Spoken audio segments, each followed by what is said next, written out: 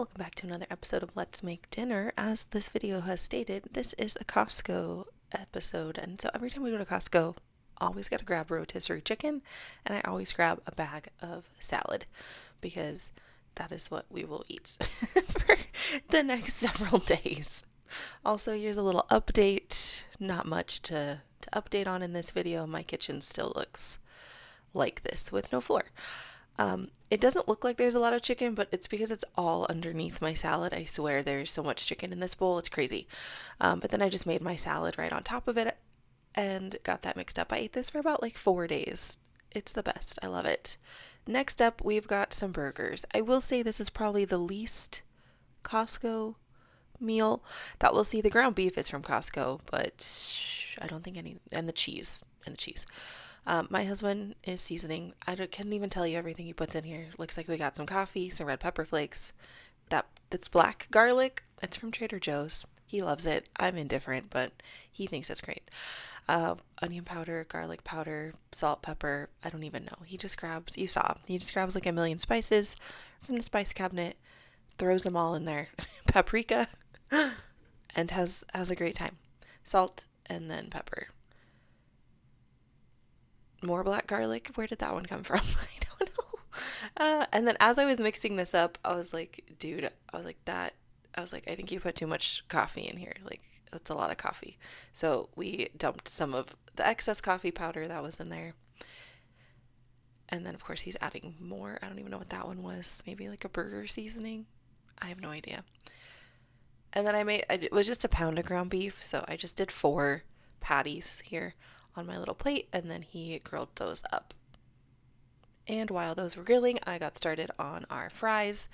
I took the shortcut way and just had a half a bag of these crinkle cut fries from Walmart in the freezer, so it was like perfect. We'll get those used up. Got those split between my 2 trays and popped into the air fryer.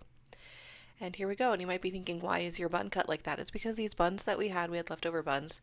They're like so huge and it drives me crazy. So cutting it to be a 3/4 size was the perfect size. Next up, we've got a crowd favorite, a tried and true, a sheet pan dinner. Crowd goes wild. So I've got chicken here, obviously, and this is from Costco. The chicken is from Costco. So we're back to doing all Costco items in our meal. And I just got that kind of cleaned up, chopped into 4 pieces, kind of roughly the same size, that way it'll cook pretty evenly on my sheet pan. Spraying this with a little bit of oil. And as a quick reminder, if you enjoy this type of content, if you wouldn't mind giving this video a thumbs up and subscribing to the channel, let me know your favorite recipe from this video or something that you're going to try. Next up, we've got our vegetables. I've never had these before. Grabbed these at Costco this last trip. These sheet pan vegetables. Actually really liked them. So there's 4 individual bags in that giant bag that you get. So I just popped open one. Looks like, I think it was like Brussels sprouts, broccoli, zucchini, sweet potato, red onion. It was pretty good. And it's just minimally seasoned with salt and pepper and olive oil. And that's it on the vegetables. So I'm seasoning my chicken. I'm pretty sure that's probably like garlic powder and salt and pepper and onion powder. That one's salt. I really need to write an onion powder. I really need to like write stuff down when I'm making the dinners because I come back to do the audio and I'm like, I don't even remember what I did. And there we go. Just pop it in an oven until it's all cooked through. I did flip it about halfway, probably about after like 10-15 minutes. Flip it over, give the veggies a stir. Delicious. We did have this as is. We drizzled it with a little of the balsamic glaze. That one is not a Costco product, but I'm sure they have it. You could also serve this up with some rice. That would be really good. It made great leftovers. All right, you guys know by now, if you've listened to any of my videos, I always have one recipe in a video that I'm just like, if you're gonna pick one to make, this is the one to make, and this is it. So this is our chicken broccoli cheddar soup, and oh my gosh, I already want to make it again. Like, it was so good. So I'm starting by just cooking off some chicken in my large pot here. The other side was already seasoned, so I don't know, I'm seasoning the top side. So I got paprika and pepper and salt, and that's it for the chicken. Just flip that, cook it through, and then we're going to remove that, and then we're going to keep cooking in the pot. So obviously broccoli cheddar soup is typically just a broccoli cheddar soup, but in order for my husband to be on board with having soup for dinner, it's got to have meat in it. So that's why we're adding the chicken. Plus, obviously, it's a protein boost and it's delicious, so it's not to love.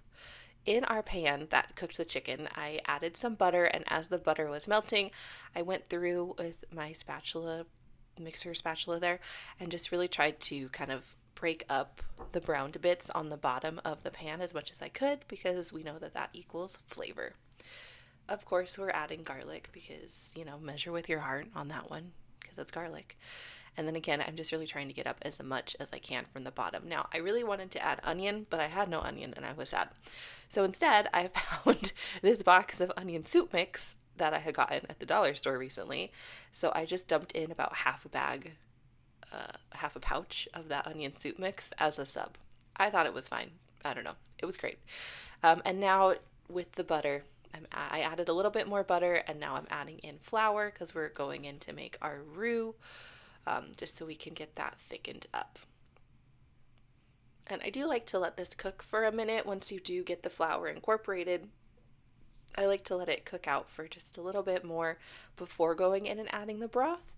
And I have chicken broth here, and I'm adding that just a little bit at a time and then stirring it, and then I'll add a little bit more and keep stirring it. I just find that that works better than just dumping in a whole carton at once. I imagine it would probably have the same end result, but I don't know. This is just the way that I do it. And now you've got a somewhat liquid but thick but liquidy consistency is what we're going for. Again, it's one of those like trust the process. And because I did the chicken, that's why it's more of like that like tan light brown color, because I had all the chicken browned bits still in the pan. And then I added in some broccoli, and I was like, I don't think that's enough broccoli. So I added in some more broccoli. This is just frozen broccoli from Costco.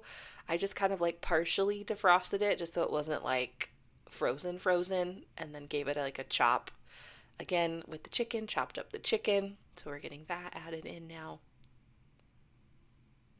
This was mostly just like a chop and stir type meal. Just chop things, stir things. There you go. That's dinner. It was, since once I added the broccoli and the chicken, I was like, I think it needs a little more broth. So I added a little bit more broth. Let that cook probably for about 10 minutes or so. I went in with some pepper and some salt, because the only thing I had seasoned at this point was the chicken. I hadn't seasoned like the whole meal yet.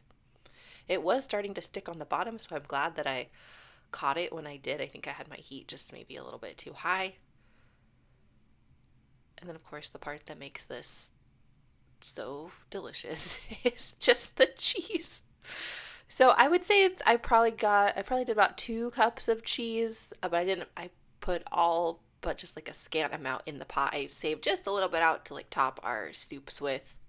But other than that, it was probably about 2 cups worth of just, I believe that's a medium cheddar cheese. I'm not really sure. We usually get medium or sharp, and it was from Costco.